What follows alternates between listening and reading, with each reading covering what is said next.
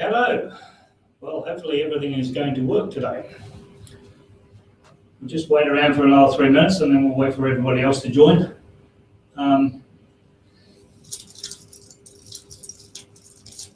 This is a 30-minute lunch and learn, just about 5 misconceptions about cybercrime. So if you're here for that, hopefully, if you have any questions, just put them in the Q&A.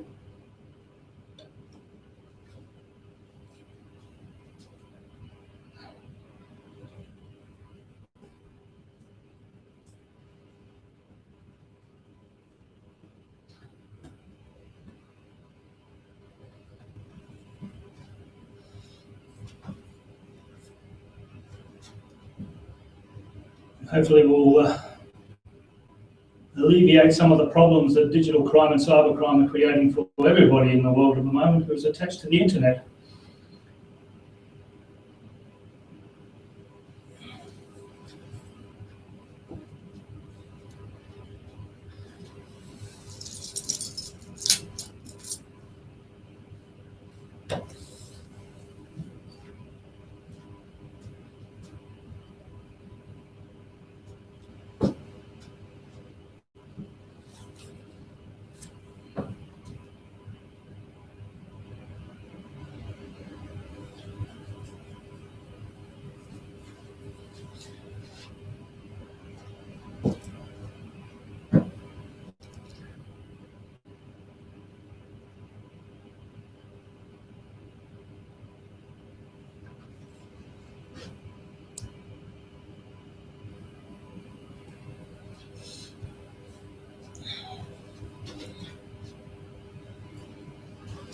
I was going to also broadcast this on Periscope, but it seems that I'm too far away from the wireless connection, so we'll just see how it goes.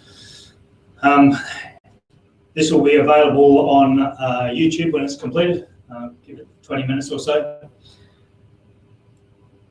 And this is only a 30-minute presentation. We're just about ready to start. I normally have someone else pressing buttons and getting things organised. Today it's only me, so bear with me.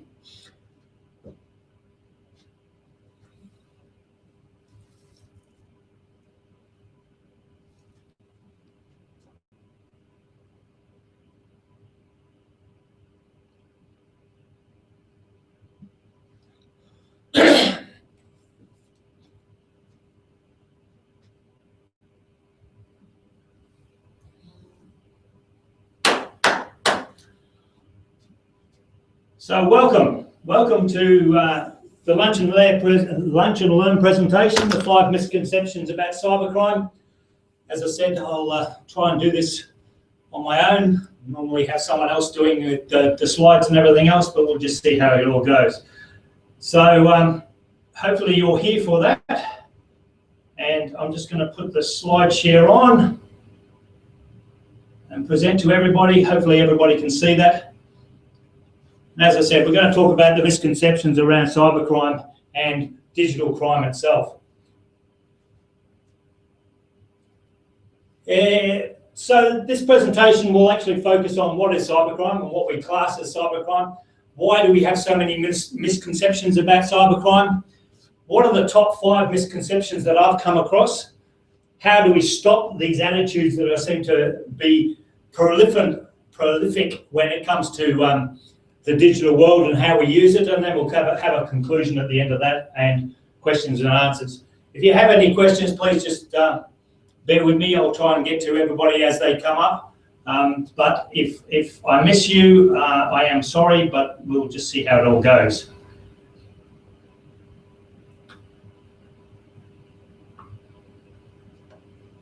All right, what is cybercrime? Well, before we start, I have this is my first original book that I wrote, and if you want to download it, it's not an e-book, it is a proper full-blown book, but if you go to those links or follow the QR code, then you can download it for free. Okay, what is cybercrime? In 2008, a clever group of criminals decided they would go sort of legitimate, and they decided they would create a product called the FBI virus, which was actually a a system where it would pop up. It was a piece of malware that would pop up and say, you have a virus, I found all these other viruses, and you now need to clean them and make everything happy. It was the criminal gang itself decided that they would actually go legitimate by having a full-blown business. They made 500 million euros in the first year they were in operation. They had 110 staff, and they had a support desk and a R&D component and everything else like that, just like a normal business. When they did break it down, when law enforcement caught up with them, they found that only 5 people in the whole organisation were part of the criminal component. Everybody else was a worker bee. 2008, we also had Android and Google, and when Android and the Google Web Store went live, there was a large number of applications on there that supposedly were for banks. So Bank of America had an application in there. People would download it, put it on their Android, put their credit card, their details in, bank account details in, and nothing would happen. And then they would ring up the bank and go, your app doesn't work. And the bank usually turned around and said, we haven't got an app. So once again, the digital criminal is getting cleverer and cleverer and cleverer as we go forward. In 2010, Diverse IT, which was a thriving web-based business in Sydney, literally went from $10 million in the bank to $2 million in debt and administration in 7 days. They literally didn't know how to handle the attack, didn't know what to do about it, didn't actually see the attack happen. All they know is they lost all their money and everything stopped working. RSA in 2011 was another example of what the criminals are after, because RSA is literally the backbone and how we secure the internet. And in that environment, it makes it very big target for the digital criminal, because if they can get that, they can then compromise so much more. The Target hack of 2013 was the largest criminal attack by a small number of people that America has ever seen. 1 in 3 Americans with a credit card, over 80 million people, had their credit card details stolen. So as you can see, we have this exponential rise in targets and exponential rise in rewards for having that being part of the criminal enterprise. But more recently, we had Sony Pictures. This is the second hack of Sony that happened, and Sony Pictures actually delivered 1 terabyte of information straight onto the dark web, and it included information about upcoming movies, upcoming scripts, conversations between film stars in the studio. So it was a really problematic situation for Sony Pictures to be in. In 2015, we had the hacking team, and the hacking team was a group of people who their main focus was to actually hack into other people. They were compromised, and they were compromised through their own stupidity and lack of taking things for granted. And then we had Ashley Madison. And Ashley Madison, when they dumped all the information into the dark web, 200 gigs worth, one of the things that they found that 200,000 people had a password of 1, 2, 3, 4, 5, 6. Now, if I'm going to go out on a limb and say that I'm going to look for extramarital success, then I would definitely use a stronger password than 1, 2, 3, 4, 5, 6. But what did all of these attacks have in common? Well, one of them was there was no complex password strategy. There was no complex passwords administered to any of the infrastructure. So they had passwords, or they had admin, or any of these type of things. They had default passwords that hadn't been changed. So they installed routers with the default passwords of admin and admin. They had default passwords of on wireless access points. In some places, patching wasn't done. And this was exceedingly noticeable in the target attack, because the attack that happened, the compromise that came through, had a patch that came out 6 months before it happened. It was just too difficult to apply because nobody actually had the foresight or the ingenuity to be able to do it. We have a strange concept that we still want to protect the border. So we're protecting the north-south facing interfaces. So anything between the organisation and the outside world. We were not worried, and none of the people who were compromised were worried about traversing the network and making it difficult for information to go from one point to another inside the network.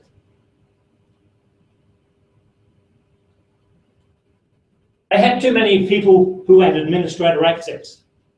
And that administrator access means that if someone logs on as an administrator, even though it might be Joe Blogs, they're in the administrator group and they get compromised, then anything that happens on that network is going to have the same problem.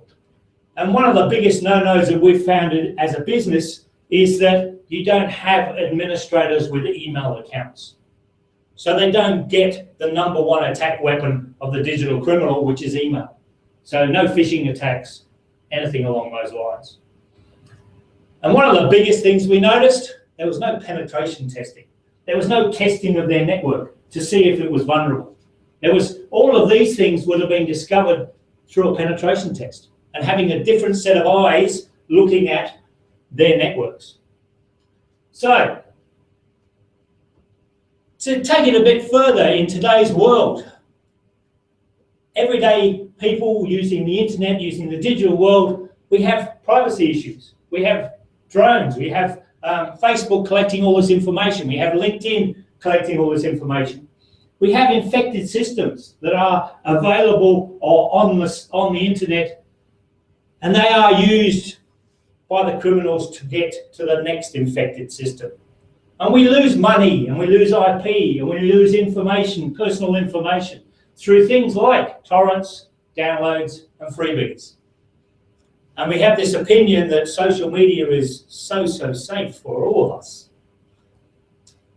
So why do we have so many misconceptions about the digital world? One of the biggest problems we've got is we take it at face value. If I meet someone in a restaurant, for instance, I will shake their hands, I will see who they are, what they're wearing, how they react, what their body language is all about. But in the digital world, we've just got one sense, that's sight. And how many people do you know who have got a Facebook profile with a photograph from 25 years ago? There are also no checks and balances in place. You can say who you are, you can do whatever you bloody well like in the digital world, and there's nobody who can come back and say that that's not you or not someone that you know. And the biggest thing about the digital world is it's target rich. There's close to 2 billion people attached to the internet nowadays. Not those 2 billion people, a couple of 100,000 are probably very savvy in what's going on. And that means that those people who are connecting to the digital world all the time really do not understand what happens behind the screen. And if you get caught being a criminal on the internet, usually nothing happens. Unless, of course, you've done something really big. And there's the FBI's most wanted 11 who are targeted for digital crime. They've all stolen $240 million. But the trouble with the digital world is that it's $560 billion happening this year. So we have a major problem with what we see and what we want to do with it. So what are the top 5 misconceptions that I've come across? Best one, it will not happen to me. Everybody is connected to the digital world. That includes the good guys and the bad guys. And the bad guys use a number of automated systems to target any connection that's on the internet. And those connections on the internet mean that if you are using a connection to the internet, then you are a target. So having this assumption that it will not happen to me unless you actually do something to make it not happen to you, means that you have a problem. The second misconception, we have nothing worth stealing. Nothing worth stealing means we are a nobody. At least that's what we think we are. When it comes to what we have that can be stolen, we have a large number of things that can be stolen. We have a large number of things like our personal information, our money or access to money, our intellectual property, which is really our PII. But one of the things that people do forget is they're after our technology. Because if they can compromise our technology, not only do they get the information that is actually on the technology, but they can use the technology to target other people. So if I get infected by a virus, my computer then becomes a zombie for the internet, and they can use my computer to target someone else. So no, we have lots to lose when faced with the digital world. Most businesses, one of the businesses that we work with, are small to medium business, 1 to 20 people. And the people at the 1 level, and the 2 level, and the 3 level, we are too small to be a target. Well, no, we're not. Once again, if you are connected to the digital world, then you are a target of digital crime. And whether you think you are or not is irrelevant, because you are a target of digital crime. One of the things that we constantly come across is the digital criminal is stupid. Let's go back to Target, for instance. The malware that was written for the Target heist was a piece of code that sat between the card reader on a computer and the computer itself. That piece of malware took your credit card details in plain text and wrote it to a file. It had 1/100th of a second to do that before it went into the system and it was encrypted and became unreadable or unreadable. I don't think, to me, that makes them stupid. That makes them really, really smart. And one of the other things that we constantly come across is we have set and forget protection. I've installed a firewall, I can walk away. I have endpoint protection, I can walk away. Digital protection is all about making sure that you are doing everything you can to do. And it involves using technology. It involves teaching people what's going on. It involves having a risk management plan just in case it all goes to shit. So how do we change this attitude? Well, as I said, one of the things we've got to change is we have to stop thinking that we are too small to be a target. We have nothing worth stealing. It will not happen to me, or it's digital criminals are stupid. Because that thinking is what is causing the problem. But what else do we have to do? Well, we have to make sure the fundamentals of our digital security are in place. Now, the fundamentals are a 5-point program. Passwords, make sure they are unique, complex, and more than 10 characters. We have to patch things as they become patchable. So when Microsoft or Apple come up and say you have updates, you don't have to apply them straight away, but you need to apply them in a timely manner. What about an antivirus? There's a fight at the moment between IT security people that say antivirus is useless. I don't. Antivirus is just another one of the things that you can use in conjunction with everything else to protect yourself. So we've got passwords, we've got patching, we've got antivirus. What else do we need? Well, we need a firewall. We need something to protect us from the digital world itself, so that we can go out onto the digital world, but the digital world can't come back to us. And once again, there are good firewalls and there's not so good firewalls. Depends on how much you invest in your firewall. So we've got passwords, we've got patching, we've got antivirus, we've got firewalls. The last one we really need to worry about is make sure you have a backup. We all know how bad it is when your phone falls in the toilet or you leave your laptop on the plane, because all of that information is now gone. And if you have information on those technologies that hasn't been backed up or made into a system that if the device goes missing, you have that information, then you have lost that information. But there's also one other thing, and that's use common sense. And it's exceedingly uncommon for people to use common sense in the digital world. If it's free, it's not. If you're using a torrent, don't. Because it's just a way for them to get into your system.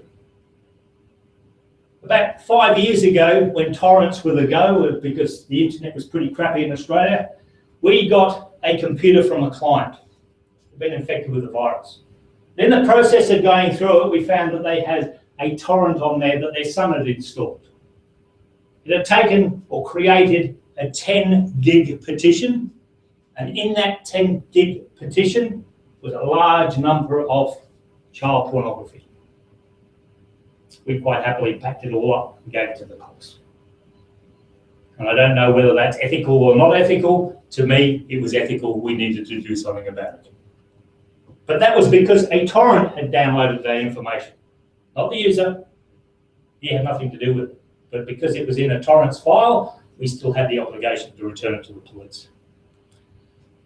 We also need to educate ourselves, our class, our staff, whoever we have that is using the digital world. We have to educate people to a level where we are protecting them, where they understand the dangers of what's happening on the digital world and they are doing something about it. Because if they don't, then they are compromised. They then expose us to the problems that are associated with digital crime.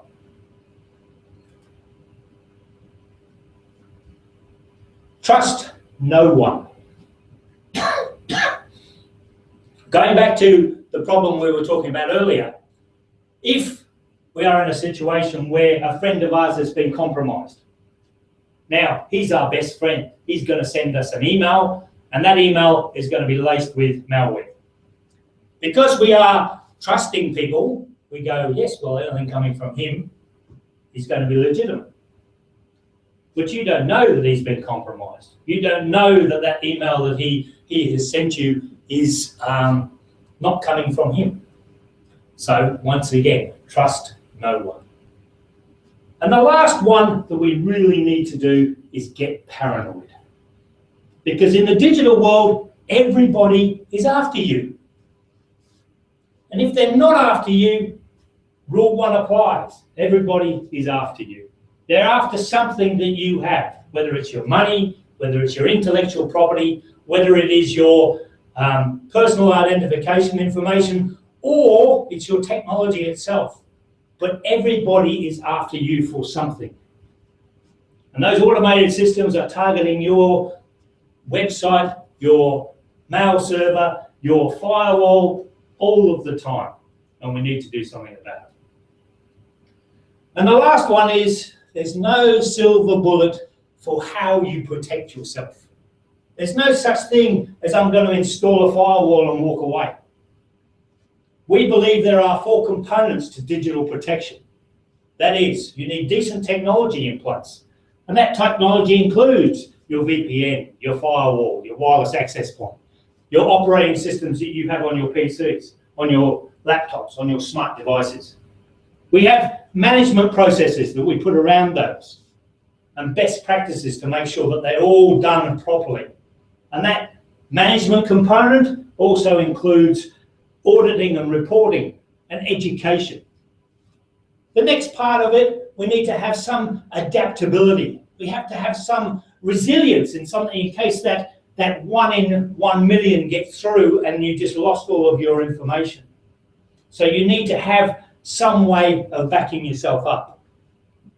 And then on top of that, we all know it, we all get landed with it every now and then, we have a compliance component. In Australia, that compliance component can be something like your ATO requirements, your Australian Taxation Office requirements, or your social security numbers. All of these are very important. So in conclusion, there are a large number of misconceptions out there in the digital world that us humans apply to ourselves all the time. It won't happen to me. We're too small. We have nothing worth stealing. All of those misconceptions are wrong because the digital criminal relies on us to be like that. They rely on us to make sure that there is no possible way that we are going to protect ourselves. And to me, that really does make it silly for us. I have a program called Wyoming Coffee, going back to that original screen about what they all did wrong. This is having a different set of eyes look at your infrastructure.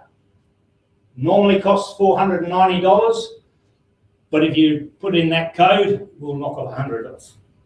Fill in the form, go to that website.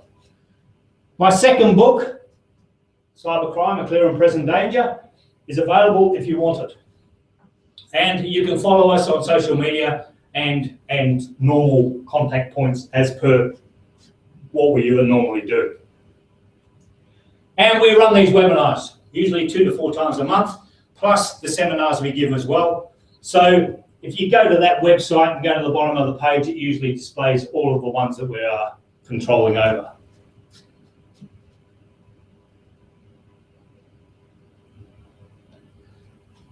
So I'd like to thank you for coming to my webinar. I hope you got something out of it. I hope that we're not in the situation where you are the next victim of digital crime because you have actually done something about it. So thank you very much. Are there any questions?